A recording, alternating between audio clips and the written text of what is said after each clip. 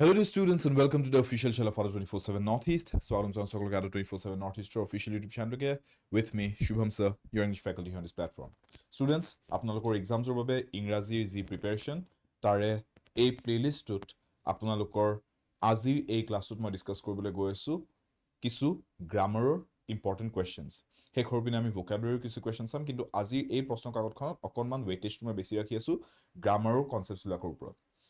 যিখিনি কোৱেশ্চনছ আপোনালোকৰ কাৰণে আটাইতকৈ দৰকাৰী যোনবোৰ টপিকস আটাইতকৈ দৰকাৰী গ্ৰামাৰৰ অংশটোৰ পৰা তাৰ ওপৰত নিৰ্ভৰ কৰি তাৰ ওপৰত বেছ কৰি পেলাই আজি এই প্ৰশ্ন কাকতখন আমি সলভ কৰিবলৈ গৈ আছো সো আজি যিখিনি কনসেপ্টছ ডিসকাস কৰিম খুব মনোযোগ দি আপোনালোকে চাওক বুজি লওক আৰু এনে ধৰণে আপোনালোকে ফোকাস কৰক যাতে এই কনসেপ্টছখিনি আজি বুজি পোৱাৰ পিছত নেক্সট যেতিয়া আপোনালোকক এই কনসেপ্ট কেইটাৰ বেসিছত বেলেগ কিবা কোৱেশ্চন সোধা হয় আপোনালোকে যাতে সেই কোৱেশ্চনছবোৰ খুব সহজে সলভ কৰিব পাৰে নিজে একো কাৰো সহায় নোলোৱাকৈ বুলক স্টাৰ্ট কৰিব লৈছো সেশনটো আৰু আপোনালোকে এতিয়ালৈকে যদি আদা 24/7 নৰ্থইষ্টৰ এই চেনেলটো সাবস্ক্ৰাইব কৰা নাই সাবস্ক্ৰাইব কৰি ল'ব পাৰে আৰু লগতে আপোনালোকে ডেসক্ৰিপচন বক্সত গৈ পেলাই এপটোৰ লিংকটো ক্লিক কৰি আমাৰ আদা 24/7 এপটো ডাউনলোড কৰি ইনষ্টল কৰি ল'ব পাৰে এই এপটোত আপোনালোকে বহুতো ফ্ৰী ষ্টাডি মেটেৰিয়েল ৰিসোৰ্সেছ পাব নিজৰ প্ৰিপাৰেচনৰ বাবে যিকোনো এক্সাম যোনটো আপুনি প্ৰিপেয়াৰ কৰিছে গোটেইখিনি আপোনালোকে ভালেখিনি free study material resources practice papers mock test quizzes গোটেইখিনি তাতে বিনামূলীয়াকৈ এপটোতে পাই যাব আৰু লগতে আপোনালোকে যদি আমাৰ কোৰ্সেছ জয়েন কৰিব বিচাৰে বা কিতাপ বা মক টেষ্ট ল'ব বিচাৰে হেয়াও এই এপটোৰ জৰিয়তে ল'ব পাৰিব সো এপৰ লিংকটো ডেসক্ৰিপচন বক্সত পাই যাব কমেন্ট সেকশনত মোৰ টেলিগ্ৰাম গ্ৰুপটোৰ লিংকটো দিয়া থাকিব হেতু আপোনালোকে জয়েন কৰিব পাৰে it's open for all group আৰু আজি এই প্ৰশ্নকাকতখন আমি স্টাৰ্ট কৰিছো বুলো প্ৰথম কোৱেশ্চনটো লৈকে আহিছো প্ৰথম প্ৰশ্নটো আপোনালোকে চাওক I always get nervous when I have to speak dash an audience ADR পৰীক্ষাৰ আগতে জুনে দিছে ষ্টেট গভৰ্ণমেণ্ট এক্সাম জুনে এটেম্প কৰিছে আপোনালোকৰ কাৰণে এটো এটা বহুতে চিনাকি প্ৰশ্ন হ'ব সাগে এটো চাওক I always get nervous when I have to speak dash an audience options কেটা কেনে কৈ দিছে এবাৰ নিজে মন কৰক in the front of in front একেলগে লিখি পেলাই a front সো ইয়াতে আমি বুজিবলগীয়া বস্তু এটা আছে in front of আৰু in the front of এই দুটাৰ মাজত ডিফাৰেন্সটো এটা বস্তু আমি জানি ইয়াতে ক'ব পাৰিব আপোনালোকে যে in front বুলি এনেকে এটা শব্দ আকাৰে ইংৰাজীত কিটাও নিলিখে in front লিখিলে in বেলেগকৈ front বেলেগকৈ লিখিব ৰাইট সো এই স্পেচটো মাজত আহিব একেবাৰতে এনেকে লিখি নিদিও a front of বুলি এনেও নকয় সো এটো আমাৰ এই দুটা অপচন আমি এলিমিনেট কৰিব পাৰো খুব নিশ্চিন্ত মনে কিন্তু প্ৰবলেমটো হৈ যায় এই দুটাৰ মাজত in the front of ক নে in front of ক সো ইয়াতে আমি যোনটো বুজিবলগীয়া বস্তু হেতু এবাৰ চাওক ধৰিলক আপুনি বুলে ইয়াতে থিয় দি আছে দিস ইজ ইউ ঠিক আছে এই সাৰ্কেলজন আপুনি বুলে দিস ইজ ইউ ঠিক আছে আৰু আপোনাৰ সম্মুখত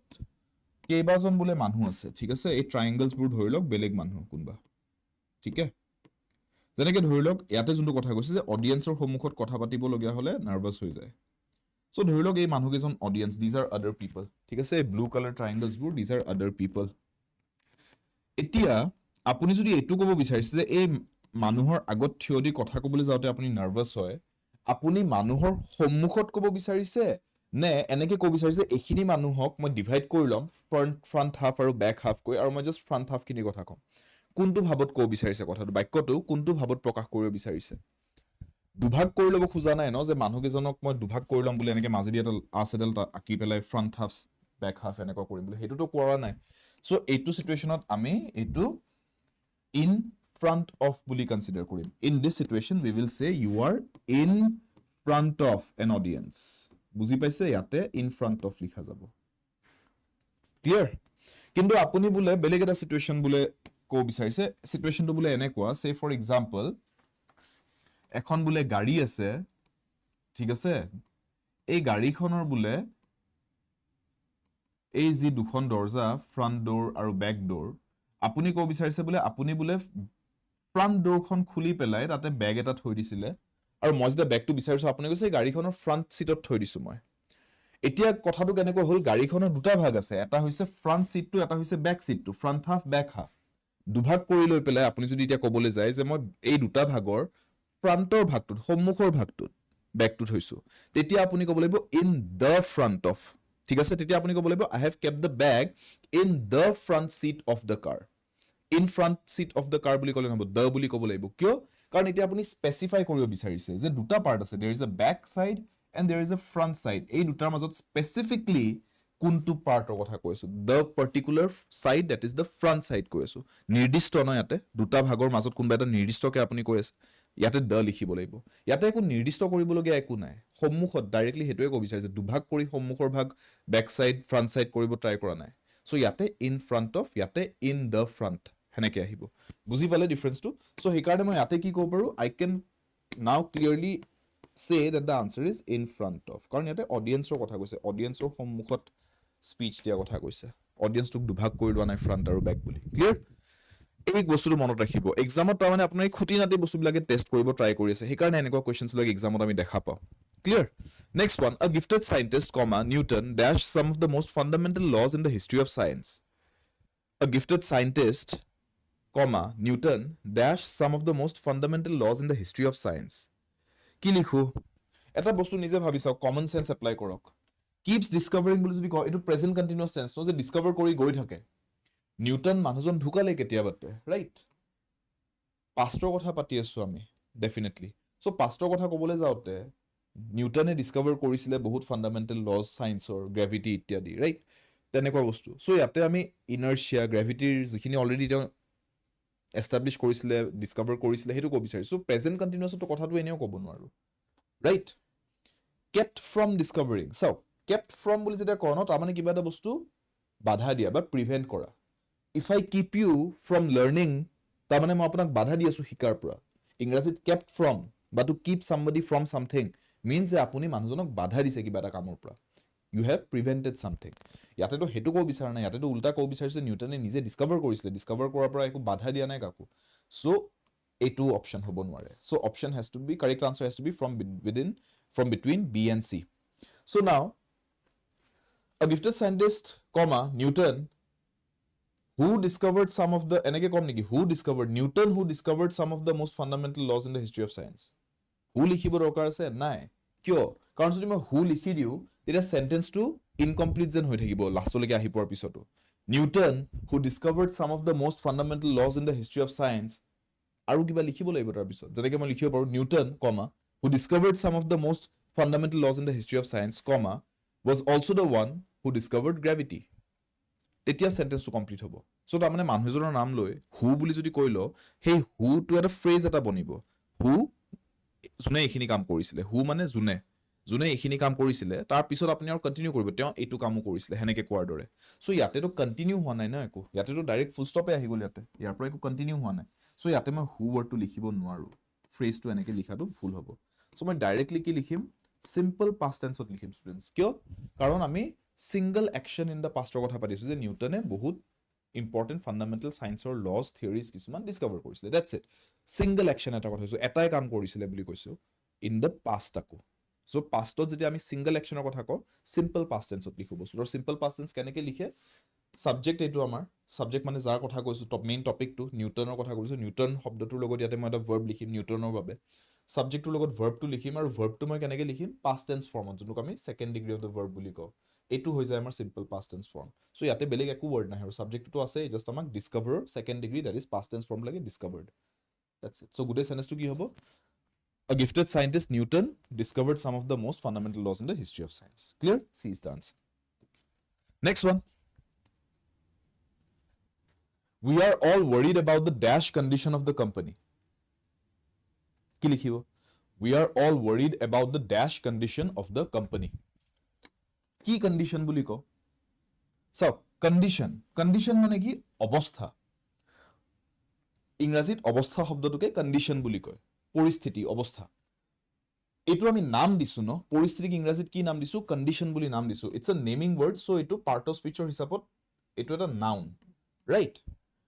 এতিয়া আপুনি ডেসক্ৰাইব কৰিব বিচাৰিছে কোনটো ধৰণৰ পৰিস্থিতি বা কোন ধৰণৰ কন্ডিশনৰ আপুনি কথা কব বিচাৰিছে So you want to do what? আপোনাৰ মেইন গুটেই কামটো ইয়াতে হৈছে যে আপুনি এই জুনটো ওয়াৰ্ডে নাধালক কিয় ইয়াতে এটো দি আপুনি ডেসক্ৰাইব কৰিব বিচাৰিছে এই নাউনটোক যে কেনেকুৱা ধৰণৰ condition what kind of condition descriptive word এটা লাগে ডেসক্ৰিপটিভ মানে বুজি পাইছে জুনটো দি আপুনি কিবা এটা বিৱৰণ দিব ঠিক আছে so now you tell me এইকিটাৰ ভিতৰত কোনটো ইয়াতে কোনটো ওয়াৰ্ড আমাক লাগে আমাক এটা adjective word বা adjective phrase লাগে কিয় কাৰণ noun কিহে describe কৰিব পাৰে noun যদি ডিসক্ৰাইব কৰিব আছে আমাক কি লাগিব এটা এডজেক্টিভ লাগিব কাৰণ এডজেক্টিভৰ বাই ডেফিনেশ্যন তাৰ কাম কি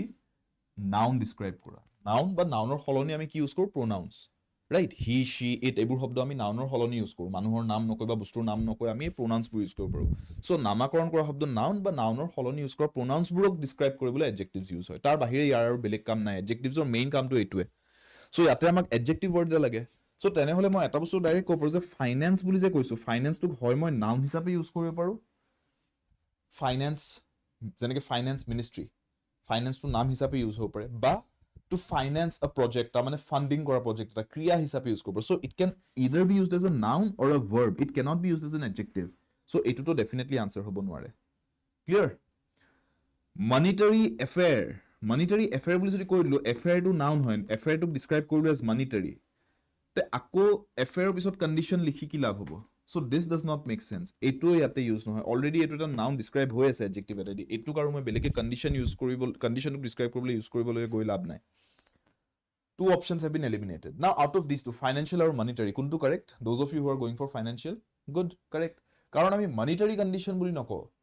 monetary মানে হৈছে monetary issues monetary policies বেংকৰ যেনেকৈ monetary policies থাকে RBI যেনেকৈ monetary policies থাকে হেতু পইচা ডাইৰেক্টলি ক্যাশ কয়েন্স এবিলাকৰ লগত ৰিলেটেড বাট ফাইনান্সিয়াল বুলি যেতিয়া কোনো কোম্পানীটোৰ বাকি গোটেইখিনি বস্তু আহি যায় এটা কোম্পানীৰ অকল ক্যাশ আৰু কয়েন্স আৰু বেংকত থকা একাউণ্টটো খাতাটো হেখিনিৰ ভিতৰতে গোটেই সীমিত নহয়তো হিয়ৰ ট্ৰানজাকশনছবোৰ কোম্পানীৰ লোনছ থাকে কোম্পানীৰ ডেট থাকে ইকুইটি থাকে ডিবেঞ্চাৰ্স থাকে বহুত আৰু ভাগ থাকে হিয়ৰ গোটেই যদি এটা কোম্পানীৰ ইকনমিৰ কথা ক'বলৈ যাওঁ so it's the financial situation or financial condition গোটেইখিনি বস্তু আহি যায় তাত লোন ইত্যাদি গোটেই ঠিক আছে অকল পইচাটো নাহে সো দেয়াৰফৰ ইয়াতে মই মনিটাৰী ক'লে বস্তুটো সীমিত হৈ যায় ফিনান্সিয়াল বুলি ক'লেহে গোটেই এটা কোম্পানীৰ হিচাপত যোনটো ৱৰ্ড ফিট হ'ব হেতু সেন্সত ক'ব পাৰিম কথাটো so we are all worried about the financial condition of the company clear প্ৰত্যেকটো কুৱেশ্যনৰ ষ্টুডেণ্টছ শিকিবলগীয়া বহুতখিনি আছে মই সেইকাৰণে আপোনালোকক হাইলাইট কৰি দি আছো যে আপোনালোকে যোনখিনি কনসেপ্ট জানিব লাগে ন হেতু শিকি গৈ থাকিব এটা কুৱেশ্যন সলভ কৰোঁতে মই পঢ়াওতে সদায় হেনেকে পঢ়াও কিছুমান ষ্টুডেণ্টছে হেতু বস্তু অলপ বেয়াও পাব পাৰে যে ছাৰে ইমানখিনি কিয় বুজাব লাগে জাষ্ট আমাক আনসাৰ্ছ কেইটাহে লাগে but that's not my philosophy because মই জানো যে আপোনালোক যদি মই অকল আনসাৰ্ছ পঢ়াই গৈ থাকো ন মোৰ কি আছে মোৰ কাম সহজ হৈ যায় মই বাই দ্য টাইম আপোনালোকৰ এক্সাম আহি পাই মই 10,000 কুৱেশ্যন সলভ কৰি দিম আপোনালোকক তেনেকে এইটোৰ আনসাৰ এইটোৰ আনসাৰ হেতুটো আপোনালোকে এখন সলিউশন সেট চাই পেলাইও সলভ কৰিব পাৰিব তেনেকে ক্লাছৰুম মতলবটো কি যে কনসেপ্টস বুজিব লাগে সো সেইকাৰণে মই কনসেপ্টছত বেছিকৈ গুৰুত্ব দিওঁ সো দ্যাট উইকেষ্ট ষ্টুডেণ্টছজনেও যাতে শিকি যাব পাৰে বস্তুবোৰ right so focus on the concept students আপোনালোকে 10টা কুৱেশ্যন ফোকাস কৰি পেলাই যদি কনসেপ্ট বুজি পেলাই সলভ কৰিছে ইটস ৱে বেটাৰ দেন 100টা কুৱেশ্যন যোনটো আপুনি একো কনসেপ্ট নুবুজাকৈ জাষ্ট টিক কৰি গৈ আছে সো কোৱালিটি উলাওক কোৱান্টিটিত দৌৰি লাভ নাই কোৱালিটিত আপুনি ফোকাস কৰক দেখিব আপোনাৰ ইংলিশ অটোমেটিক ডেভেলপ হৈছে ৰিএৰেঞ্জমেন্টৰ কুৱেশ্যন হয় ষ্টুডেণ্টছ ৰিএৰেঞ্জমেন্টৰ কুৱেশ্যন হয় সো আমি ইয়াতে এই গোটেইটো পঢ়ি নিজে ৰিএৰেঞ্জ কৰিব ট্ৰাই কৰো নকৰো we will never try to rearrange this by ourselves কিয় এক্সামত মনত ৰাখিব ইংৰাজীৰ পাৰ্ট যোনটো হয় ইংলিশৰ পাৰ্ট যোনটো হয় তাতে আপোনাক টাইম ওয়েষ্ট কৰাবলৈ দুটা কোৱেশ্যন প্যাটাৰ্ন দিব পাৰে এটা হৈছে সেন্টেন্স ৰিএৰেঞ্জমেন্ট আৰু আনটো হৈছে কম্প্ৰিহেনশন সো ইংৰাজীৰ পাৰ্টটোত আটাইতকৈ টাইম কনজিউমিং বস্তুৱে হৈছে কম্প্ৰিহেনশন আৰু কম্প্ৰিহেনশনৰ নেক্সটতে সেকেন্ডতে যোনটো কালপ্ৰিট হয় হেতু হয় এইটো সেন্টেন্স ৰিএৰেঞ্জমেন্ট কোৱেশ্যন আপুনি যদি নিজে গোটেইখন পঢ়ি ৰিএৰেঞ্জ কৰিব ট্ৰাই কৰে আপোনাৰ টাইম নষ্ট হ'ব যদি কোৱেশ্যনটো ইজি দিছে আপোনাৰ কপাল ভাল যদি কোৱেশ্যনটো ডিফিকাল্ট কৰি দিয়ে সেন্টেন্সেছবোৰ ডিফিকাল্ট কৰি দিয়ে বা সেন্টেন্সৰ পাৰ্টছবোৰ ডিফিকাল্ট কৰি দিয়ে তো আপোনাৰ বহুত টাইম নষ্ট হ'ব যোনখিনি টাইম নেকি আপুনি মেবি হয়তো ম্যাথছৰ দুটা এক্সট্ৰা কোৱেশ্যন সলভ কৰোতে বা ৰিজনিংৰ দুটা এক্সট্ৰা কোৱেশ্যন সলভ কৰোতে বা হয়তো জিএছৰ পাৰ্টটোত আৰু কেইটামান কোৱেশ্যন সলভ কৰিবলৈ ইউজ কৰিব পাৰিলেহেঁতেন কাট অফত এইবিলাক বস্তুৱে বহুত ইম্পেক্ট পেলায় সো আমি এইকেইটা কুৱেশ্যনত সদায় শৰ্টেষ্ট ৱেটো ওলাব ট্ৰাই কৰিম আৰু এনেকুৱা কুৱেশ্যনত ৰিএৰেঞ্জমেন্টৰ কুৱেশ্যনত শৰ্টেষ্ট মোষ্ট এফিচিয়েন্ট ৱেটো হৈছে এলিমিনেশ্যনত যাওক অপচনছ কেইটা চাব অপচনছ কেইটাৰ পৰা এলিমিনেট কৰিব কি এলিমিনেট কৰিম কিহৰ বেচিছত এলিমিনেট কৰিম এনেটো মন গৈছে এই নম্বৰ 2 টো মোৰ ভাল নালাগে এইটোৰ পৰা সেইকাৰণে ষ্টাৰ্ট দিব নিবিচাৰো সেই বুলি তো এলিমিনেট কৰিব নোৱাৰো ন so what do I have to figure out যে কোনটো ষ্টেটমেন্টৰ পৰা মই ষ্টাৰ্ট কৰিব পাৰো বা নোৱাৰো কেইটা বিচাৰিব পাৰিলে আৰু ভাল ওপেনিং মানে ওপেনিং ষ্টেটমেন্ট যেনেকৈ ক্ৰিকেটত আপুনি বেটসম্যান এজনক পঠাব ওপেনিং কৰিবলৈ ইনিংছটো ষ্টাৰ্টিংতে আপুনি ভাল বলাৰ এজনক পঠাই নিদিয়ে প্ৰথমতে ভাল বেটসম্যান এজন পঠাব ৰাইট ঠিক তেনেকৈ সেন্টেন্স এটা আপুনি ৰিলেশনশ্বিপ বিটুইন পিপল প্লেसेस আ ৰিলেশনশ্বিপ প্ৰেপজিশনছ কোনটোৰ পৰা ষ্টাৰ্ট কৰাটো বেষ্ট সেন্টেন্সটো ইয়াতে চাবলৈ গ'লে অকল যদি প্ৰথমৰ এটা দুটা ৱৰ্ড চাওঁ মই দেখা নাই কোনো এটা সেন্টেন্স যোনটোক মই ক'ব পাৰিম যে এইটোৰ পৰা ষ্টাৰ্ট কৰিব পাৰি এইটোৰ পৰা ষ্টাৰ্ট কৰিব নোৱাৰি সো মই নেক্সট এটা বেলেগ এটা কামলৈকে যাম সেইটো হৈছে ক্লোজিং চাওক মই ওপেনিং ষ্টেটমেন্টৰ পিছত এলিমিনেট কৰিব পৰা নাই ইয়াতে কনফিডেন্টলি বিকজ দেখাত এনেকা লাগিছে গোটেইকেইটাৰ পৰা ষ্টাৰ্ট কৰিব পাৰি বাক্য এটা তে মই নেক্সট বস্তুলৈকে যাওঁ যে ক্লোজিং কোড কৰিব পাৰি তাৰমানে এণ্ড কোড কৰিব পাৰি খতম কোড কৰিব পাৰি যেনেকৈ মই দেখিছো ইয়াতে খতম কৰিব নোৱাৰে টু অৰ মোৰ বুলি কৈ যদি ফুল ষ্টপ দি দিয়ে হ'ব জানো নহ'ব ঠিক আছে এজ এ লজিকেল কি used to show what কি দেখাবলে কি শো কৰিবলে ৰাইট সো এই তিনটা সেন্টেন্স 1 3 আৰু 4 ত এন্ডিং কৰিব নোৱাৰি এটো খাটাং কথা 1 যোনটো এইটো সেন্টেন্স ইয়াতে আপুনি শেষ কৰিব নোৱাৰি এটো লাষ্টত লিখিব নোৱাৰে 3 যোনটো ইয়াতে দেখা দেখি এটো ইনকমপ্লিট হৈছে এটো আপুনি লাষ্টত লিখিব নোৱাৰে সো এটোৰ বেসিছত মই গম পালো এটো ভুল তাৰ মানে মোৰ তিনটা অপচন এলিমিনেট হৈ গল তো মোৰ আনসাৰটো ওলাই গল ন মই এবাৰো গুটেখন পঢ়ি চালো নাইস পা সো understand যে আমি সলভ কৰিবলৈ আমাৰ তাত বহুত এফেক্টিভ এফিশিয়েন্ট মেজাৰ্স আছে সলভ কৰাটো ডাঙৰ কথা নহয় প্ৰপাৰ ৱেট স্মাৰ্টেষ্ট ৱেট সলভ কৰাটো ইম্পৰ্টেন্ট বস্তু so always go for elimination method whenever you are solving rearrangement questions এতিয়া এটোৰ মতে এবাৰ পঢ়ি চাওক 4 3 1 2 তাৰ মানে prepositions are used to show a relationship in space or time as a logical relationship between two or more people places or things full stop that will be your complete sentence eto prepositions or basic definition to দিছে তাৰ মানে sentence to বনাবলে next fill in the blank or a question hoy to submit your assignments dash 10 days of the announcement submit your assignments dash 10 days of the announcement students etu eta preposition based question ঠিক আছে এটো এটা preposition based question হয় so ইয়াতে কোনটো preposition বা preposition phrase লিখাটো correct হ'ব আপোনাক কৈছে যে 10 দিন announcement to হোৱাৰ 10 দিনৰ ভিতৰত announcement to যোনদিনাখন কৰিছে হেতনাখনৰ পৰা আৰম্ভ কৰি next 10 দিনৰ ভিতৰত আপুনি assignment to submit কৰিব লাগিব তাতকে আৰু দেৰি কৰিব নোৱাৰে তাৰ মানে হেতু কৈছে বেসিক্যালি ডেডলাইন এটা দি দিছে আপোনাক সো কি লিখু ইয়াতে by 10 days no within এনেকে ভাঙি পেলাই লিখে জানো within বুলি নিলিখে within বুলি কও পাৰো ঠিক আছে তাৰ মানে এটা সময়ছোৱাৰ ভিতৰত before 10 days of the announcement এনেকে নকয় before 10 days 10 দিনৰ আগত বুজাব বিচাৰিছো ঠিকই কিন্তু before 10 days বুলি নকয় হেতু কিয় কাৰণ বস্তুটো চাও কথাটো এনেকুৱা যে say for example আজি 1 তাৰিখে আপোনাক এনাউন্সমেন্টটো কৰিছে announcement has been made on say for example the first ঠিক আছে announcement হৈ গল আজি ঠিক আছে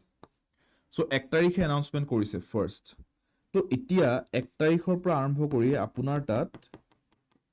10 তাৰিখলৈকে say for example টাইম দিছে তো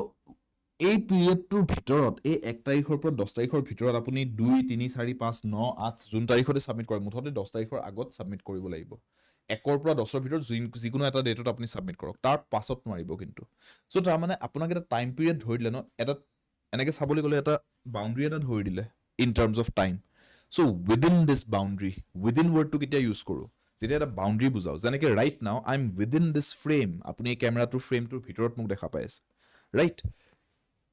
এই আখৰখিনি বোৰ্ডখনৰ ফ্ৰেমটোৰ ভিতৰত আছে within the frame of the smart board so within আমি বুজাও যেতিয়া এটা বাউন্ডাৰী এটা থাকে লাগে হেতু ফিজিক্যাল বাউন্ডাৰী হওক যেনেকে এটা মই বুজাইছো ইন টাৰ্মস অফ স্পেস যেনেকে এটা ক্যামেৰাৰ ফ্ৰেমটো বা হেতু টাইমৰ ফ্ৰেম হওক যেনেকে মই ক'ব পাৰো within the month of July তাৰ মানে জুলাই মাহটো শেষ হোৱাৰ আগে জুলাই মাহটোৰ ভিতৰত এটা মানে ঠিক আছে ঠিক তেনেকে within 10 days 10 দিনৰ ভিতৰত so therefore ইয়াতে the correct word would be option A within clear prepositions সদায় আমি বুজিব লাগিব যে correct preposition for the correct situation আপুনি বাক্যটো চাই বুজি পাব লাগিব যে কি পৰিস্থিতি বুজাব চেষ্টা কৰিছে বাক্যটো আৰু হেতুৰ হিচাপত আমি কোনটো preposition শব্দ লিখিব লাগিব so prepositionsৰ এই নলেজটো থকাটো খুব ইম্পৰ্টেন্ট যে কোনটো preposition কোনটো সিচুৱেশনত ফিট হয় ঠিক আছে হেতু কাৰণে কি লাগিব প্ৰ্যাকটিস ঠিক আছে আৰু প্ৰ্যাকটিস এনেই প্ৰ্যাকটিস কৰি গলে নহব এটা বস্তু এবাৰে প্ৰ্যাকটিস কৰিছে কিন্তু ভালকে বুজি লৈছে যদি হেতু আপোনাৰ মনত থাকি যাব এবাৰ কিন্তু একেটা বস্তু প্ৰ্যাকটিস কৰিলে কিন্তু ভালকে ফোকাস কৰি নকৰিলে তে একেটা বস্তুকে আপুনি 10 বাৰ কৰাৰ পিছতো আপুনি ক্লিয়াৰ নহব সো কনসেপচুয়ালি বুজি গলে better next again rearrangementor question এটো পটাপট সলভ কৰকচোন এটো within 5 seconds answer ওলাই যাব লাগে এটো আসলতে এক্সামত অহা question হয় এটো 5 সেকেন্ডৰ ভিতৰত ওলাব লগিয়া answer এটো ইয়াতকে বেছি আৰু এটো টাইম নষ্ট হ'ব যদি ইয়াতকে বেছি টাইম লগায় 5 seconds max ওলাইছে answer Sonhita Sudarshan Kalpana Razul Hia Sumon Ritashri Kulendu অভি মহামায়া উলালে না আনসার রাহুল এসে नेटो मिला आंसर क्या है see the easiest way to solve this the front key front what front as soon as front I no front dore to likhibo lagibo tene hole tar mane etur pisot likhibo par option etai ase 4 or pisot 2 etu ki buli ko ami a to z 4 ke baad dusra kuch nahi likh sakte ei 4 or pisot 2 to ezi likhibo paribo bele kuno leke sentence leke jabo na etu ki buli ko this is a mandatory pair etu koa hoy mandatory pair buli ta mane mandatory mane ki বাধ্যতা মূলক compulsory ta mane pair mane ki jura ta mane mandatory pair mane 4 or pisot 2 eneke etu ezi possibility ase ei question to bele possibility nai ta mane ei duta sentence as a pair jura hisabe eneke likhibo lagibo bele option nai 4 or agot 2 likhi dibo nware 4 আৰু 2 মাজত bele kiba likhi dibo nware এইটো হৈছে one of the criteria for elimination অলপ আগতে আমি কি চাইছিলো opening statement closing statement right এটো third criteria two mandatory pair এই তিনটাৰ ভিতৰতে আপোনাৰ আনসাৰ ওলাই যাব যেতিয়া এলিমিনেট কৰিব লগিয়া হ'ব এনেকুৱা ৰিএৰেঞ্জমেন্টৰ কোৱেশ্চনত এই তিনটা বস্তু চাব যে আপোনাৰ ওপেনিং স্টেটমেন্ট ক্লোজিং স্টেটমেন্ট আৰু এমপি বুলি লিখো মই জেনাৰেলি শৰ্ট ফৰ্মত ষ্টুডেন্টছক পঢ়ালে এটো ম্যান্ডেটৰি পেয়াৰ তাৰ মানে বুজি পাইছে এই তিনটা বস্তুৰ বেচিছত এলিমেন্ট হ'ব ইয়াতে আপুনি ওপেনিং ক্লোজিং মই এপ্লাই কৰা দেখিলে এটো কোৱেশ্চনত মই ওপেনিং ক্লোজিং লৈকে যোৱা নাই বিকজ চকুত পৰি আছে ডাইৰেক্টলি মই এটা বস্তু যে ম্যান্ডেটৰি পেয়াৰ এটা আছে সো 4 আৰু 2 যদি একেলগে লিখিব লাগে ইয়াতে 4 ৰ পিছত 2 নাহিলে সো এটো অপচন ভুল ইয়াতে 4 ৰ পিছত 1 লিখিছে সো দিস ইজ ৰং ইয়াতে 4 ৰ পিছত 1 লিখিছে সো দিস ইজ ৰং থাকিল কি এটো 4 আৰু 2 অকল এটা অপচনতে ওলাইছে so C has to be the answer right as soon as I open the front door of my house then I smell the gas that is the sentence clear বহুত ভয়ানক সিচুৱেশন এটা ডিসক্ৰাইব কৰে মোৰ লগত হৈ পাইছে এনেকুৱা ঘৰত সোমাই বুলে গ্যাসৰ স্মেল বুলে ভয় লাগি যায় এতিয়া যে ফুলতে যদি কোনবাই কিবা দেসলাই জ্বলাই দিতে জুই লাগি যাব পাৰে বুলি so now this sentence let's take a look at the question কি কৈছে নিম্নলিখিত বাক্যটোত চাৰিটা ভাগত বিভক্ত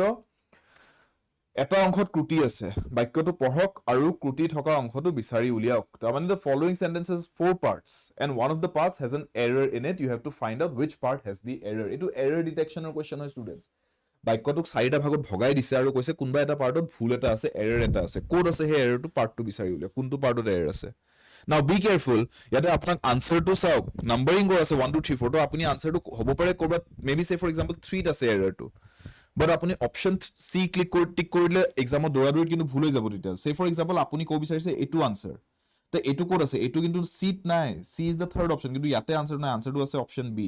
এই নাম্বাৰিং আৰু লেটাৰিংত কিন্তু যাতে কনফিউজন নহয় হেতু বস্তু খেয়াল ৰাখিব লাগিব ঠিক আছে এক্সামত বহুত ষ্টুডেন্টছে দৌৰাদৌৰিত কাৰেক্ট আনসাৰটো উলায়ো টিক কৰোতে ভুল কৰি আহে এইবোৰ বস্তুত ঠিক আছে so be careful in these kind of questions when the numbering and alphabets are not in the same order or in the same sequence the movement which aims at raising awareness about climate change hopes to bring people together to think about what they can do for reducing harmful pollution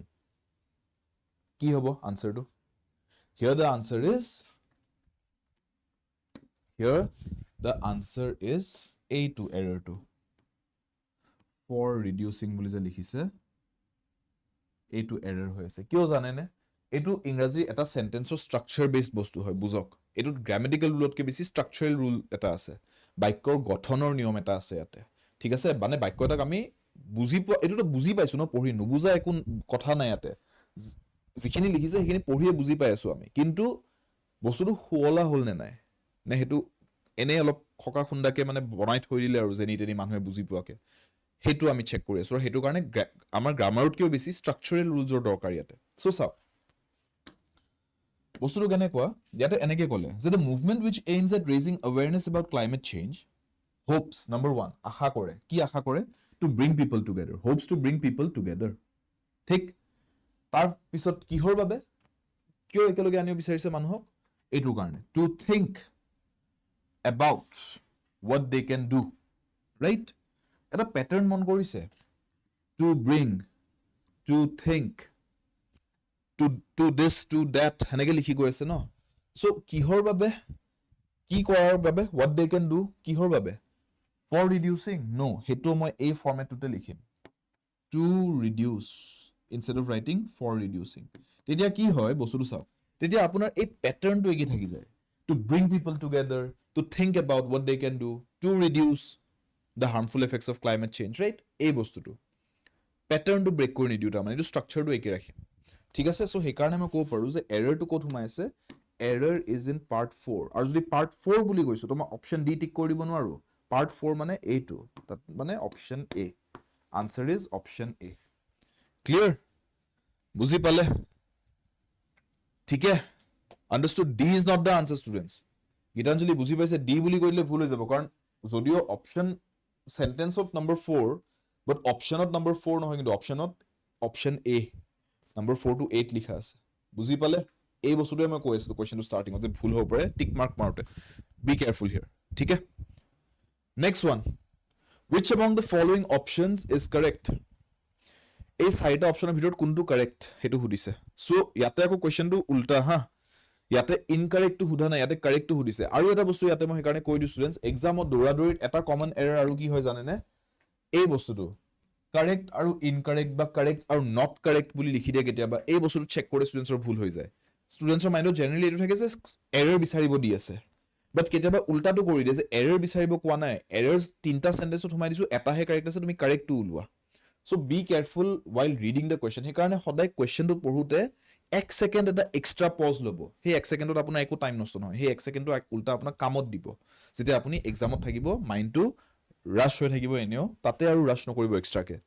নিজকে 1 second বিৰতি এটা দিব কোৱেশ্চনটো ভালকৈ পঢ়িবলে ঠিক আছে নহলে জনা বস্তুটো ভুল কৰি আহা যায় ষ্টুডেণ্টছৰ কোৱেশ্চনটো ভুলকে পঢ়োতে সো একেটা সেন্টেন্সকে মাল্টিপল টাইমছ লিখিছে 4 বাৰ লিখিছে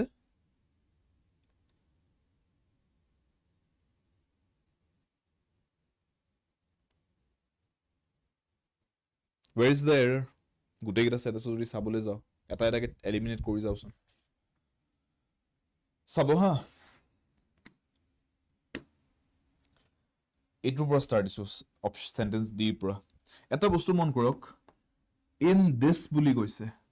এইটো বস্তুটো আপোনালোক সকলোৱে জানে যে দিস বুলি যেতিয়া ক এইটোৱে সদায় সিঙ্গুলাৰ বুজায় দিস মানে যেনেকৈ মই ক'ব পাৰো এইটো অসমীয়াত যোনটো আমি এইটো বুলি কওঁ এটোকে ইংৰাজীত দিস বুলি কয় যেনেকৈ মোৰ হাতত এই পেনটো আছে দিস পেন তাৰ মানে এইটো পেন মই যদি প্লুৰেল বস্তু ক'বলৈ হয় তেতিয়া মই কি লিখিব লাগিব this right THES this this is for plural ঠিক আছে মোৰ হাতত যদি অকল এটা পেন নাথাকে সে ফৰ এক্সাম্পল মোৰ হাতত বোলে ৰিমোটটো আছে so now I have multiple things in my hand ন পেনো আছে ৰিমোটটো আছে মাইকটো বোলে ধৰি লৈছো এতিয়া মই প্লুৰেল বস্তু ক'ব পাৰো this things in my hand multiple বস্তু হৈ গ'ল ন হাতত সো এতিয়া মই দিস বুলি ক'ব পাৰো বা যদি এটা বস্তুৰ কথা কৈছো সিঙ্গুলাৰ তেতিয়া মই দিস বুলি কম সিঙ্গুলাৰ সো নাও সি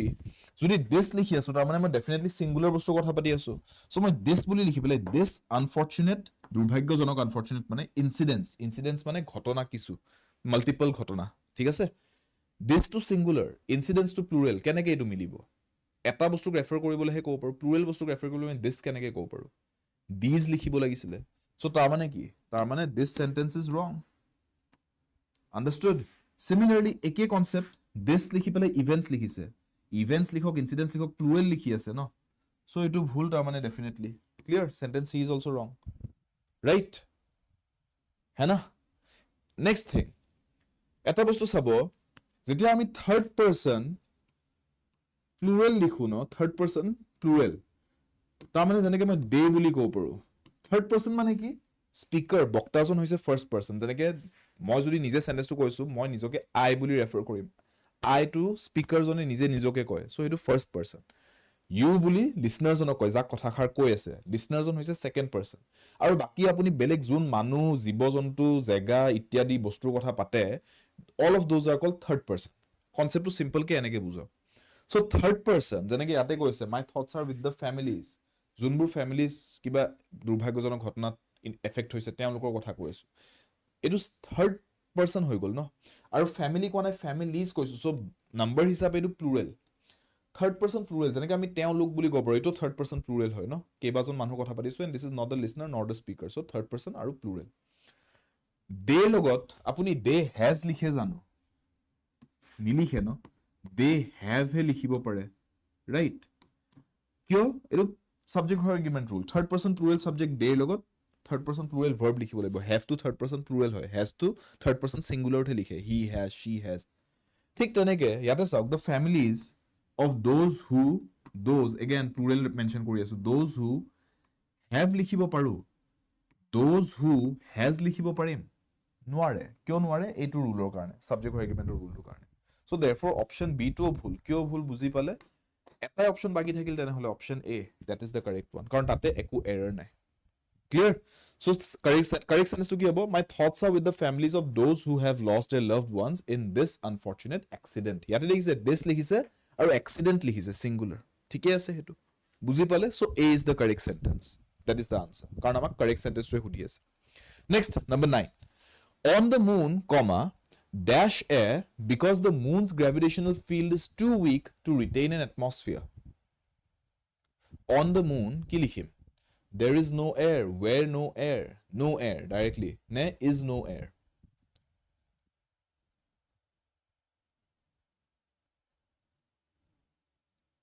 আমি এক্সপ্লেনেশ্যন এটা দিব বিচাৰিছো যে মুনত এই বস্তুটো হয় যে তাতে এয়াৰ নাই আৰু তাৰপিছত বুজাইছো কিয় এয়াৰ নাই ঠিক আছে সো বিকজ বুলি লিখাৰ লগে লগে এইটো এটা কনজাংশন কানেক্টিং ৱৰ্ড এটা কনজাংশনৰ কাম কি কানেক্ট কৰা সো মই দুটা বেলেগ বেলেগ বস্তু কানেক্ট কৰিব ট্ৰাই কৰিছো এপিনে বিকজ লিখি উঠাৰ পিছত যিখিনি কথা লিখিছো হেতু কি হয় ইট ইজ দ্য কজ মানে কি কাৰণটো লিখিছো যে কিহৰ কাৰণে এয়াৰ নাই তাতে ঠিক আছে কজটো লিখাৰ আগতে মই ইফেক্টটো লিখি লৈছো যে এই ইফেক্টটো দেখা পোৱা যায় মুনত আৰু তাৰ পিছত মই বিকজ বুলি কৈ কজটো লিখিছো যে কাৰণটো কি কজ এণ্ড এফেক্ট ৰিলেশনশ্বিপটো বুজাই আছে বেসিক্যালি সেন্টেন্সটো সো ইফেক্টটো মই ভালকে পুৰা বুজাব লাগিব ন যে ইফেক্টটো কি the effect is that there is no air গোটেই বস্তুটো স্পষ্টকৈ ক'ব লাগিব যে there is no air on the moon হেতুকে সেন্টেন্সটোৰ এই পাৰ্টটো অলপ ফ্লিপ কৰি লিখিছে যে on the moon there is no air ঠিক আছে সো ইয়াতে লিখোতে আমি দেয়াৰ ইজ নো এয়াৰ বুলি গোটেই বস্তুটো স্পষ্টকৈ লিখিব লাগিব ওৱেৰ লিখিব নোৱাৰো তাতে ঠিক আছে ডাইৰেক্টলি নো এয়াৰ বুলি কৈ দিলে সেন্টেন্সটো আধৰুৱা হৈ থাকিব ইজ নো এয়াৰ লিখিলে ইজ ট্ৰু কাৰণে আমি ইয়াতে একো সাবজেক্ট লিখা নাই ডাইৰেক্টলি ইজ নিলিখে সাবজেক্ট নিলিখাকৈ he is she is this is কিবা এটা বস্তুটো লিখিলো আগতে সাবজেক্ট তাৰ পিছত আমি ইজ বুলি হেল্পিং ভাৰ্ব লিখো ডাইৰেক্টলি ইজ লিখি নিদিও ঠিক আছে so answer is a on the moon there is no air because the moon's gravitational field is too weak to retain an atmosphere চন্দ্ৰৰ যোনটো গুৰুত্ব আকৰ্ষণ হেতু বহুতে কমজোৰ বহুতে উইক হেখিনি গুৰুত্ব আকৰ্ষণ দি এটা এটমস্ফিয়াৰ ধৰি ৰাখিব নোৱাৰে চন্দ্ৰটোৱে হেতু বস্তু কৈছে next dash in front of a camera lens changes the color of the light that reaches the film dash in front of a camera lens acha placed a filter is placed a filter placed when a filter placed আজিকালি আপোনালোকে mobile ফোনত এই বস্তুটো পায় না ফটোখন click কৰি আপোনালোকে ফিল্টাৰ সিলেক্ট কৰিব পাৰে যে ফটোখন দেখাত কিবা অলপ বেলেগ কৰি দিব কালাৰটো বদলাই দিব বা কিবা এটা ইফেক্ট এটা দি দিব আগৰ দিনত পুৰণি কেমেৰাবোৰত তেনেকুৱা ডিজিটেল ফিল্টাৰছ একো নাছিলে তাতে ফিজিক্যালি এনালগ সিস্টেম আছিল গুটেবোৰ তাৰ মানে কেনেকুৱা সে ফৰ এক্সাম্পল এটো বুলে কেমেৰাটো ঠিক আছে এটো বুলে কেমেৰা ইপিনৰ পৰা পোহৰ আহিব আৰু এটো কেমেৰাটোৰ গুটে ওয়াৰ্কিং মডেলটো বুলে ঠিক আছে এখন লেন্সখন বুলে হা দিস ইজ দ্য লেন্স পোহৰ যেতিয়া আহিব কেমেৰাটোৱে পোহৰটো এই লেন্সখনে ক্যাপচাৰ কৰিব সো সে ফৰ এক্সাম্পল হোৱাইট লাইট আহি আছে বুলে ফটোখনটো হোৱাইট লাইটে ওলাব কিন্তু বুলে মই হোৱাইট লাইটটোক ফটোখনত ৰেড হিচাপে দেখাব বিচাৰিছো তেতিয়া কি কৰিম লেন্সখনৰ আগত ৰঙা কালাৰ এখন ফিল্টাৰ লেন্স এখন লগাই দিম ই কি কৰিব ই যোনটো হোৱাইট লাইট আহি আছে ই কেমেৰাটোত ৰেড লাইট হিচাপে পঠাব ফিল্টাৰ কৰি দিব লাইটটো তাৰ মানে যেনেকৈ পানী ফিল্টাৰ কৰে ঠিক তেনেকৈ পোহৰটোক ফিল্টাৰ কৰিব তাক এটা বেলেগ ইফেক্ট এটা দি দিব কিবা এটা এড কৰি দিব পানীটোত ঠিক আছে সো সেই বস্তুটো বুজাও বিচাৰিছে ইয়াতে যে কেমেৰাৰ লেন্সৰ আগত যদি এখন ফিল্টাৰ দি দিয়া যায় তেনেহলে কালাৰটো বদলি যায় লাইটটোৰ ঠিক আছে সো তেনেহলে ইয়াতে মই কি লিখো ইয়াতে এটুত কি লিখো placed a filter is placed a filter placed কি লিখিম নে when a filter placed so here I will write a filter placed বুলি কিয় তেতিয়া কি হ'ব জানেন then the sentence will become যে a filter placed in front of a camera lens এখিনি কইলোৱা হ'ব তাৰ পিছত মই ইফেক্টটো বুজাব যে হি কি কৰে কাৰণ ডাইৰেক্টলি চেঞ্জেছ বুলি লিখিছে কিহে চেঞ্জ কৰে পোহৰটো যে চেঞ্জ কৰে কেমেৰাটোত কিহে চেঞ্জ কৰে a filter that is placed in front of a camera lens হেতুৱে চেঞ্জ কৰে so এই গুটেই বস্তু যে লিখি দিম a filter placed in front of a camera lens তেতিয়া মই কন্টিনিউ কৰি ক'ব পাৰিম যে ই কি কৰে it changes the color of the light that reaches the film ঠিক আছে so when a filter placed নিলিখো Kulendu when a filter placed লিখিলে কি প্ৰবলেম হ'ব সেন্টেন্সটোত এটা হেল্পিং ভাৰ্ব মিসিং আছে when a filter is placed লিখিব লাগিব when a filter is placed in front of a camera lens হেনেকে লিখিব লাগিব ইয়াতে সেই is শব্দটো মিসিং হৈ আছে মন কৰিছে yes a filter is placed in front of a camera lens বুলি যদি লিখো অপশন বি টো যদি ইউজ কৰো a filter is placed in front of a camera lens তাতে হেতু ফুল স্টপ দিব পাৰে এটা সেন্টেন্স বনি যায় তেতিয়া মই ডাইৰেক্টলি কন্টিনিউ কৰিব দৰকাৰ নাছিলে ইয়াতে যেনেকে কৰিছে a filter is placed in front of a camera lens full stop it changes the color হেনেকে মই নতুন এটা সেন্টেন্স স্টাৰ্ট কৰিব লাগে সো এটো ইয়াতে ইউজ নহয় place the filter এনেকে লিখিলে এটো স্টাৰ্টিং টো আধৰুৱা হৈছে place the filter কোনে প্লেস কৰিলে I place the filter you place the filter কোনে প্লেস কৰিলে বুজি পাইছে সো এই তিনটা হে কাৰণে ভুল কিয় ভুল মই বুজাই দিছো গুটেই কিটা I hope it is clear ঠিক আছে এনেকে হে লিখিব লাগিব কাৰণ মই চাওক এই পাৰ্টটো চেঞ্জেস লিখাৰ আগতে মই এস্টাবলিশ কৰিব বিচাৰিছো কিহে চেঞ্জ কৰে ক্যামেৰাৰ সন্মুখত লগোৱা ফিল্টাৰটোৱে চেঞ্জ কৰে a filter placed in front of a camera lens গুটেই কথাটো কৈ লৈছো ই চেঞ্জ কৰে বুজি পালে তেতিয়া হে সেন্টেন্সটো মিনিংফুল হয় understood next one in 1850 Yale University established Sheffield Scientific School তাৰ পিছত কি লিখো dash dot in 1850 Yale University established Sheffield Scientific School তাৰ পিছত কি লিখো engineers were educated there where engineers were educated in which where engineers educated where engineers educated দুটা option মই ডাইৰেক্টলি এলিমিনেট কৰিবলৈ কম আপোনালোকক হেতু হৈছে এটো in which where engineers educated where engineers এনেকে লিখে engineers where বুলি ক'ব পাৰো where এনেকে লিখে ঠিক আছে where এটো কেতিয়াও ইংৰাজীত এই দুটা ৱৰ্ড এনেকে কেতিয়াও নিলিখে লিখে যদি আপুনি কোৱেশ্চন দিব বিচাৰিছে where were you কোড আছিলে আপুনি ঠিক আছে তাৰ বাহিৰে বেলেগ সিচুৱেচন এনেকে আমি লিখি নিদিও সেন্টেন্স লিখিবলৈ নিলিখো কোৱেশ্চন লিখিবলৈ লিখিব পাৰো স্টেটমেন্ট লিখিবলৈ নহয় সো এই দুটা অপচন এলিমিনেট কৰিব পাৰো engineers were educated there লিখিব পাৰো কিন্তু প্ৰবলেমটো কি হয় কথাটো হ'ল মই অলৰেডি জায়গাটো কৈ ললো শেফিল্ড সায়েন্টিফিক স্কুল বুলি যে ইয়েল ইউনিভাৰ্সিটিয়ে শেফিল্ড সায়েন্টিফিক স্কুলখন স্থাপন কৰিছিলে ঠিক আছে তাৰ পিছত মই বেলেগ এটা কথা কলো যে ইঞ্জিনিয়াৰছক অনুশীলন দিয়া গৈছিল তাতে শিক্ষা দীক্ষা দিয়া গৈছিল তাৰ পিছত লাষ্টত দেৰ বুলি লিখিলো দেৰটোৱে কিহক ৰেফাৰ কৰিছে আকৌ উভতি আহি এই আকে ৰেফাৰ কৰি আছে দেৰটোৱে এনেকে ভাঙি নিদিও কথাটো তাতকে মই ডাইৰেক্টলি কন্টিনিউ কৰি ক'ব পাৰো ন ধুনিয়াকে যে Yale university establish Sheffield scientific school where engineers were educated কাৰণ কমা দি লৈছো অসমত কতেও হেতু বস্তু কৰো ন আমি যে মই এনেকে ক'ব পাৰো যে ইয়েল ইউনিভাৰ্সিটি শেফিল্ড সায়েন্টিফিক স্কুলখন স্থাপন কৰিলে য'ত নেকি where engineersক শিক্ষা দিয়া গৈছিল where engineers were educated স্ট্ৰাকচাৰটো হেতুৱে হ'ব ন বুজি পাইছে so therefore option B is the correct answer clear understood ठीक है next one he said this dash oath he said this dash oath কি লিখো he said this dash oath क्या লিখোগে চাও oath বুলি যেতিয়া কৈছো তাৰ মানে শপত গ্ৰহণ কৰা oath লৈ পেলাই কিবা এটা কথা কোৱা মানে শপতটো লৈ পেলাই শপতটোৰ বাৰ্ডেন বা oathটোৰ ইফেক্টটোৰ আন্ডাৰত কিবা এটা কথা কৈছে হেতু সেন্সত কোৱা হয় ঠিক আছে যেনেকৈ আপোনালোকে সিনেমাই দেখা পায় मैं गीता पे हाथ रख के कसम खा के कहती हूं হেনেকুৱা টাইপ ডায়লগবোৰ দিয়ে যে তাতে কি বুজাইছে তাৰ মানে এই গীতাখনত যে শপত গ্ৰহণ কৰিলো এই শপতটোৰ আধীনত থাকি মই এটা কথাখিনি কম সো মই যদি মিছা কও মই গীতাখনৰ হাত ৰাখি পেলাই মিছা কথা কোৱাৰ নিচিনা হ'ব ঠিক আছে সো এই বস্তুটো বুজাবলে আপুনি দুই ধৰণে কৰিব পাৰে যে ওথটোৰ প্ৰেছাৰৰ আন্ডাৰত কথাটো কৈছে বা ওথটোৰ বাৰ্ডেনটো বা ৰেসপন্সিবিলিটিৰ আন্ডাৰত কথাটো কৈছে এক ধৰণে হেনেকে ইমেজিন কৰিব পাৰে বস্তুটো যে মানুহজন ওথৰ আন্ডাৰত আছে বা এটো উল্টা সেন্সত এনেকেও ল'ব পাৰে যে he said this on oath তাৰ মানে ওথটোক এটা প্লেটফৰ্ম হিচাপে ধৰি লৈ তাৰ ওপৰত হি নিৰ্ভৰ কৰি কথাখিনি কৈছে দুইটা ধৰণত ক'ব পাৰি both of them are correct under oath বুলিও ক'ব পাৰে on oath বুলিও ক'ব পাৰে both are correct ঠিক আছে ইয়াতে under অপশনটো নাই ন but on অপশনটো আছে so that would be correct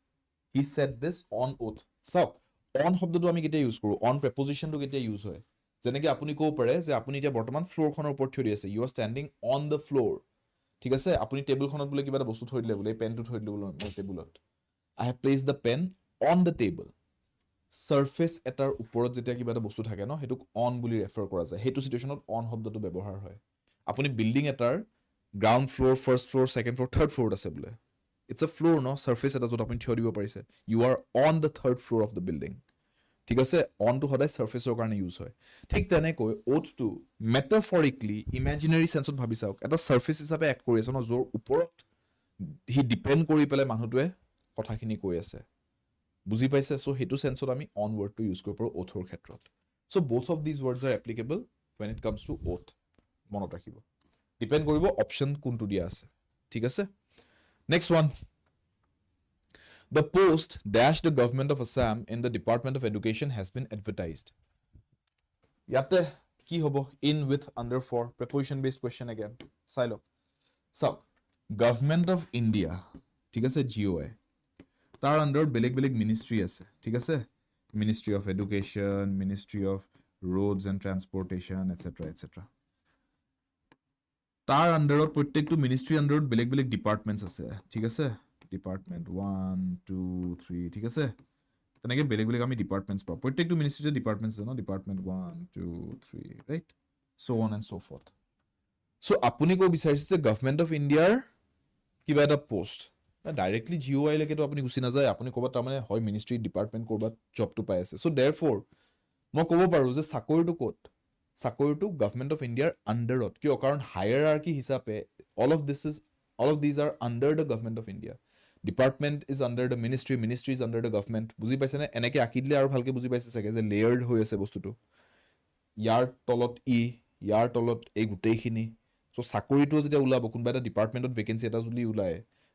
the vacancy is under a department the department itself is under a ministry the ministry itself is under the government of India so ultimately the vacancy is under the government of India বুজি পাইছে so ইয়াতে এই কাৰণে আমি under word to use কৰিম বুজি পালে Clear? The post under the government of Assam in the Department of Education has been advertised. Clear? Next. Acha. Triple fill in the blanks. Tinta fill in the blank ase ate. The train starts dash 5 o'clock dash the morning dash Wednesdays. Ki likhim? The train starts dash 5 o'clock dash the morning dash Wednesdays. Ki likho? So. 5 o'clock buli kole.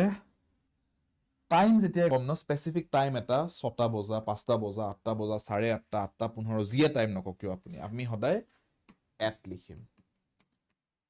Specific time specific প্লেসৰ কাৰণে সদায় at লিখা যায় morning afternoon evening দিনৰ এই তিনটা part দিনটোক আমি 4টা পাৰ্টত মেইনলি ভগাব পাৰো মৰ্নিং আফটাৰনুন ইভিনিং নাইট মন ৰাখিব নাইট লিখিবলৈ হলে এট নাইট লিখে in the night নিলিখে কেতিয়াও remember this তাৰ বাহিৰে বাকি গুটে কিটাত আমি at লিখো in the morning ঠিক আছে সো ইয়াতে in লিখিম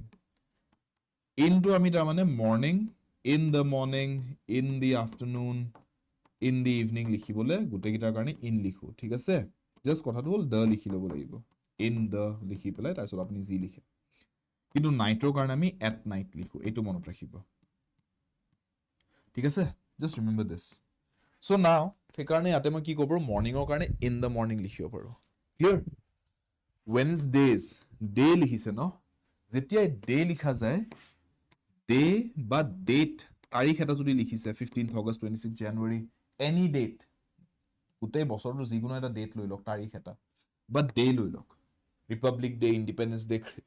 বাৰ্থডে এনিভাৰ্সাৰী ডে বা আমাৰ সপ্তাহৰ 7টা দিন Monday Tuesday Wednesday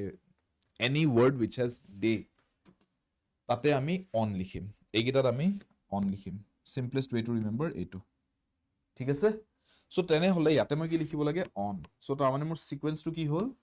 at in on code আছে at in on that is option B তাৰ মানে the train starts at 5 o'clock in the morning on Wednesdays clear এটো হ'ব আনসাৰটো ঠিক আছে Let's try one more question for today. The plaster on the walls has been removed to expose the original bricks. The plaster on the wall has been removed to expose the original bricks. Ki likho raha underneath, below, under, inside. Ki likhim? What will be the correct answer here? फटाफट से बताओ क्या होगा यहाँ पे सही answer Correct answer is Nasi. Walls বুলি লিখিছে ওয়ালত তাৰ মানে ব্ৰিক্স আছে ব্ৰিকৰ ওপৰত প্ৰবাবলি কি আছে ব্ৰিকৰ ওপৰত সাগে তাৰ মানে সিমেন্ট দিছে সিমেন্টৰ এটা লেয়াৰ আছে ৰাইট সিমেন্টৰ ওপৰত সাগে আকৌ পুটি মাৰিছে ৰাইট বা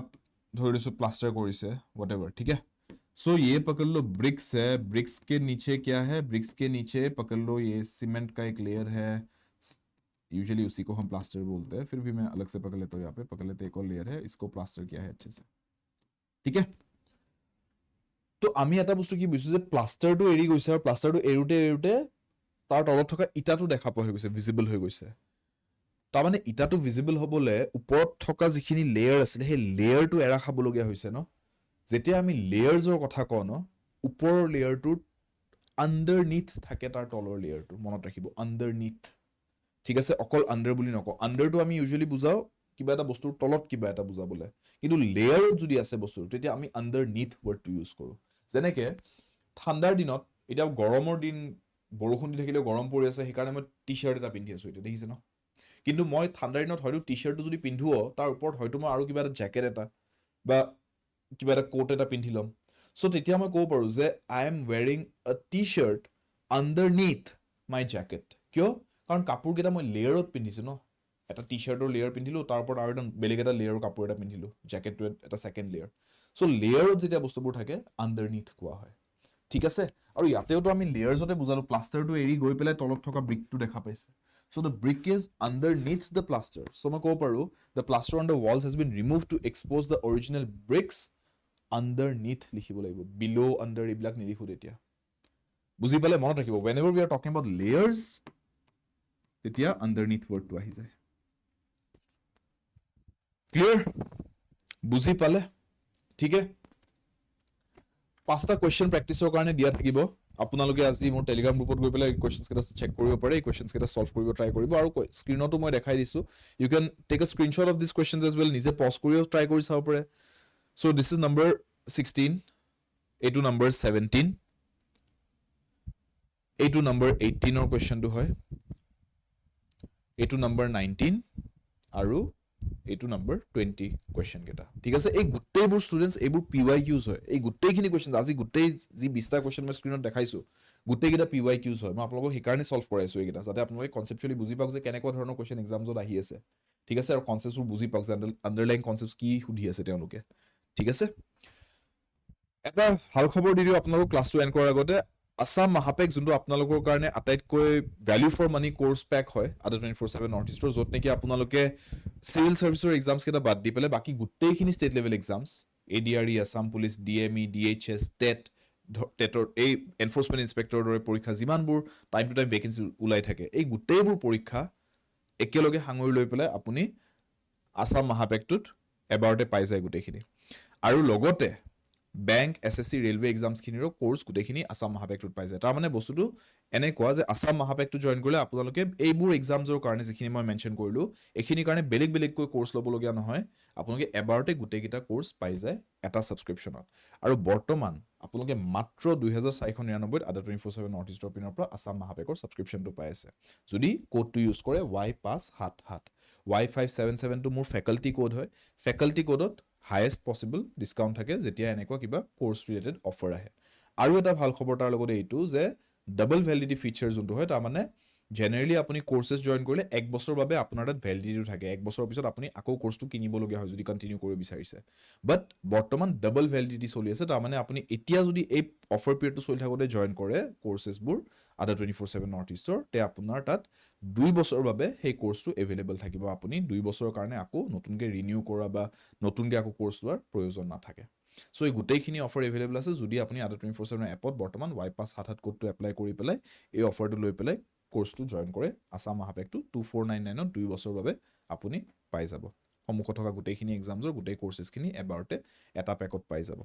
সো দেৰি নকৰিব আজি এই অফাৰটো যে মই জনালো শেষ হ'বলৈ গৈ আছে সো আপোনালোকে সোনকালে জইন কৰক যদি কিবা কোৱেৰি আছে ৰিলেটেড টু দিস অফাৰ বা any query in general related to the courses বা মক টেষ্ট বা বুকছ আপোনালোকে এই নম্বৰটোত কন্টেক্ট কৰিব পাৰে আৰু অধিক তথ্য ল'ব পাৰে before making any decisions ঠিক আছে আপোনালোকে কন্টেক্ট কৰিব পাৰে নম্বৰটোত এই কোডটো ইউজ কৰিব পাৰে Y5 77 আদা 24/7 এপত এপৰ লিংকটো ডেসক্ৰিপচন বক্সত দিয়াই আছে টেলিগ্ৰাম গ্ৰুপৰ লিংকটো মই আপোনালোকৰ কাৰণে কমেন্ট সেকশনত পিন কৰিম আপোনালোকে টেলিগ্ৰাম গ্ৰুপটো জয়েন কৰিব পাৰিব আৰু আপোনালোকে এই কোডটো লিখি থব Y577 এইটোৱে আপোনাক হেল্প কৰিব সদায় কোৰ্সেছত best possible value for money অফাৰটো পাওতে বাকি আপোনালোকে ক্লাसेছ জয়েন কৰিব পাৰিব সন্ধিয়া 5টা বজাত সোমবাৰ বুধবাৰ শুক্ৰবাৰ মানডে ওয়েডনেসডে ফ্ৰাইডে আপোনালোকে এই তিনটা দিনত ষ্টেট লেভেল এক্সামছৰ কাৰণে যদি প্ৰিপেয়াৰ কৰি আছে ইংলিছৰ ক্লাছটো আহি ইউটিউবত আদা 24/7 নৰ্থছত মোৰ হৈতে এটেন্ড কৰিব পাৰে সেশনটো যদি ভাল পাইছে লাইক কৰি দিব সেশনটো ক্লাছটো এৰি যোৱাৰ আগতে আৰু ইয়েস শেয়াৰ কৰি দিব সেশনটো আপোনালোকৰ ভাইটি ভন্টি দাদা বা লগ বন্ধু কোনবা যদি প্ৰিপেয়াৰ কৰিছে সমুখত থকা ষ্টেট লেভেল এক্সামছ কেটাৰ বাবে তেওঁলোকৰ কামত আহক সেশনছবোৰ প্লেলিষ্টটো সেভ কৰি থব আপোনালোকৰ নিজৰে সুবিধা হ'ব ক্লাছেছবোৰ সিৰিয়ালি চাই যাবলৈ আৰু কমেন্ট সেকশনত জনাব আজি আপোনাৰ এই পেপাৰখন সলভ কৰোতে ইজি পাইছে মডাৰেট ডিফিকাল্টি পাইছে নে বেছি ডিফিকাল্ট পালে এই বস্তুখিনি আপোনালোকে কমেন্টছত জনাব কোনবাটো পাৰ্টিকুলাৰ টপিকত যদি কিবা অসুবিধা পাইছে ইংৰাজীৰ সিলেবাছৰ হেটো কমেন্টছত জনাব নিশ্চয় ক্লাছটো কেনেকুৱা পালে হেটো কমেন্টছত জনাব পাৰে সাবস্ক্ৰাইব কৰা যদি চেনেলকে সাবস্ক্ৰাইব কৰি লব আদা 24/7 নৰ্থ ইষ্ট পঢ়াৰ বাবে আড্ডা সফলৰ বাবে আড্ডা ইংৰাজীৰ বাবে শুভম স্যাৰ লগ পাম নেক্সট ক্লাছত until then take care I'll be seeing you in the next class